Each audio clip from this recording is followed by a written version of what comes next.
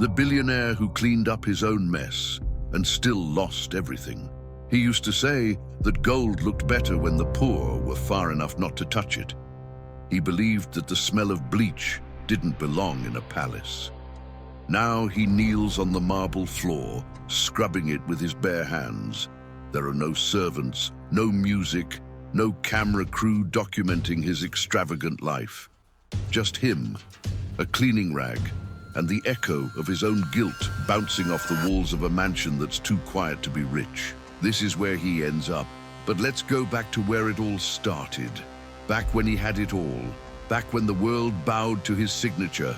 When private jets were parked like taxis and news anchors called him India's Golden Prince. He wasn't just rich. He was untouchable. His photos in glossy magazines weren't airbrushed. They were worshipped. His parties were so elite that even his rivals paid to pretend they were invited. He had inherited $1 billion legacy and a palace so absurdly large, it had a helipad on the roof and a koi pond shaped like his initials. And yet, among the chandeliers and imported roses, there was a shadow no one paid attention to. A figure with soft steps and tired eyes. She didn't sparkle. She didn't speak unless spoken to. She pushed a cleaning cart through the same halls where diamonds were dropped like breadcrumbs. No one knew her name. No one cared. No one except him. At first, he didn't even notice. To men like him, cleaning ladies are part of the background, like furniture or the smell of polished wood. But one morning, she picked up a pen he had dropped. And when she handed it back, their fingers touched. He looked at her, really looked. And something shifted. He told himself it was nothing. He was engaged to the daughter of a foreign ambassador. His future was already written in gold ink on imported parchment. But the problem with forbidden things is that they don't knock on the front door. They slip in through the cracks, silent, invisible, until one day they're sitting at your dinner table and stealing your peace. That was her. The woman society had trained him to ignore, and the more he tried to pretend she was invisible, the more she haunted every room. Tonight, he scrubs the floor because her silence screams louder than any scandal. He lost her before he ever had the courage to claim her. And now, every tile he polishes reminds him of what he wiped away. The forbidden glance that cost $1 billion. It should have been just a glance, a blink, a flicker of an eyelid between the man who owned everything and the woman who cleaned up after him. But that glance lasted longer than it should. It lingered, it burned, and worst of all, it was noticed. She was mopping the marble corridor outside the glass conference room. Inside, billionaires argued about oil and power. She wasn't supposed to lift her eyes. But when the doors flew open and he stormed out, furious over a deal that slipped through his fingers, she didn't lower her head fast enough. Their eyes locked for half a second. He didn't yell, he didn't fire her, but something in his posture changed. Something primal, something terribly human, something men like him aren't allowed to feel for women like her. That was the real danger, not her mop, not her uniform, but the way she made him feel seen without asking for anything. The next morning, the guards noticed she wasn't on her usual floor. Someone had reassigned her, someone higher up, but she didn't complain. She just nodded, pushed her cart, and moved on. He noticed. The next week, she was gone entirely, sent to another property across town, an estate he never visited, a punishment disguised as discretion. But what the board didn't know, what even he didn't admit, was that the glance had grown into something more. Late at night, he found himself wondering where she was, what her name was, what she thought of his world of gold and silence. He began noticing the things she'd left behind, a folded cloth in the wrong place, a faint scent of lavender bleach. Her absence became a presence. He started leaving books behind, not carelessly, but with purpose. Political novels, philosophy. A copy of Tagore's poems, He wanted to know if she would touch them, read them, leave them open to a certain page. And she did. One day, a bookmark appeared on a sentence that read, "Let my love, like sunlight, surround you, and yet give you illumined freedom." He smiled, then panicked, because now it was real. The heir to one of India's largest empires was secretly exchanging thoughts with a cleaning woman who made more sense to him than his fiancée with 5 degrees and no soul. And worse, he was falling for her intellect, not her tears, for her clarity, not her weakness. She was everything society had taught him to ignore. But now she was everything he couldn't stop chasing in his own mind. He didn't know it yet, but this secret was already ticking.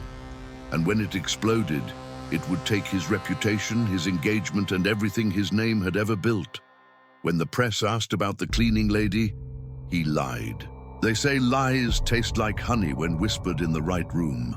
But this one burned the moment it left his mouth. The ballroom shimmered with chandeliers and secret deals, the kind of place where dresses cost more than houses, and compliments came with signatures at the bottom of checks. He stood there, polished like a brand, beside a fiancée who never blinked out of rhythm. Cameras flashed, champagne flowed, and just when everything seemed under control, a question flew like a poisoned dart. Is it true the Prince of Mumbai is dating his maid? The room froze.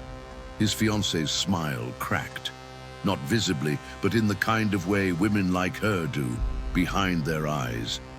He should have told the truth, should have said, "It's none of your business," or even, "Everyone deserves love." But he panicked, and panic in the mouth of a billionaire becomes cruelty. He laughed, louder than necessary. The crowd followed like trained pets, and then he said it. "She's just staff. I barely know her name." The reporter smirked. The crowd moved on, but behind him, out of frame, holding a silver tray with trembling fingers, was the woman he denied. She heard everything, and unlike the others in the room, she didn't need champagne to feel dizzy. Her knees nearly gave out, but she steadied herself. She blinked twice, then turned away, disappearing into the servants' corridor. Again, he never looked back.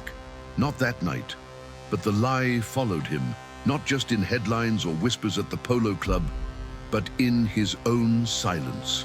He couldn't sleep, couldn't walk past the corridor without wondering if she was behind the door.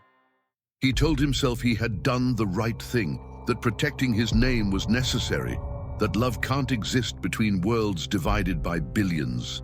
But every time he saw a mop, a lavender scent, or a tray of water in silence, his heart recoiled like it had been punched. And worse, someone filmed it.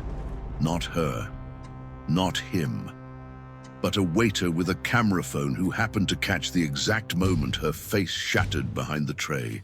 The video wasn't supposed to be seen. It wasn't supposed to escape the walls of the elite. But in a world where pixels travel faster than guilt, the footage leaked. And once it did, the game was no longer his to control. The mop that broke the internet. No press release could stop it. No billionaire lawyer could delete it. The clip was only 14 seconds long. A woman in uniform, a silver tray, a man's voice laughing a little too loud. And then the sentence, "She's just staff. I barely know her name."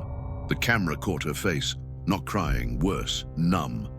That expression, the stillness of someone used to being erased, traveled through Wi-Fi like a digital storm. Within hours, the video had a name. Just staff. Within days, the comments outnumbered his followers. And within weeks, what he spent a lifetime building began to burn.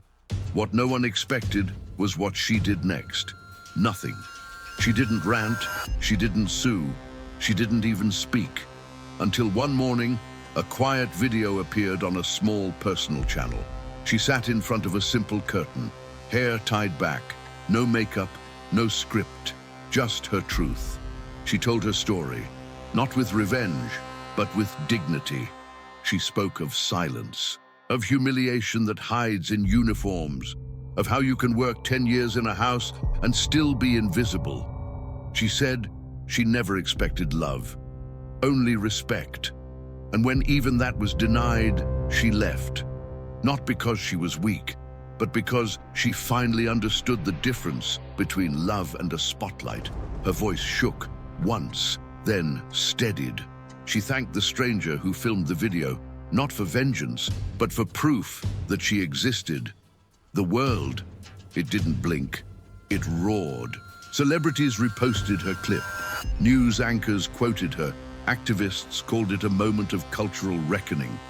But the real twist, she wasn't just a cleaning lady, she was a writer. By night, she had been working on a manuscript, a memoir, a book about power and invisibility, about everything people don't say in houses with 10 bedrooms. And the final chapter was always going to be about him. But now it would have a different title, one the world would read. He had written her off, but she rewrote herself. She moved on.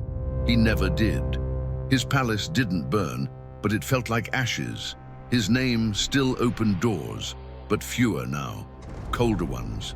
Contracts disappeared without explanation. Brand partnerships paused indefinitely.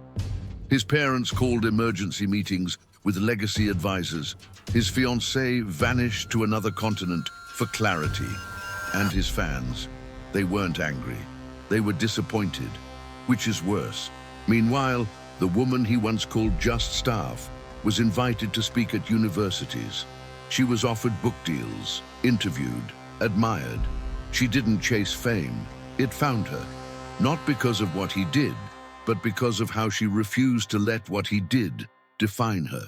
He tried once to reach her, not publicly, of course. Men like him don't apologize in front of cameras. But a letter arrived at her new residence, one of those gated, quiet apartment complexes where no one cleans anyone else's mistakes anymore. She never opened it. She didn't need closure from a man who couldn't even say her name when it mattered. Instead, she opened something else, a foundation for workers like her to study, to write, to be seen. The press asked her about the name of the scholarship fund. She smiled, just once, then said, "It's named after the man who taught me how powerful silence can be." That was the first and last time she mentioned him again. And he watched the news from a suite in some coastal hotel where no one knocks on the door unless paid to. He thought about the day he lied, the sound of his own voice, the way she didn't flinch, and how that still haunts him louder than the crowd that once screamed his name. He had spent millions curating perfection. She spent years surviving invisibility, and in the end, she was the one remembered, because the world loves a fall, but it worships a rise, especially one they never saw coming. If you've ever been underestimated, share this story. Let YouTube know that stories like this matter. In a world obsessed with luxury, let's remind people of the value of dignity. And if you want to hear more stories like this, subscribe, because tomorrow's story might be yours.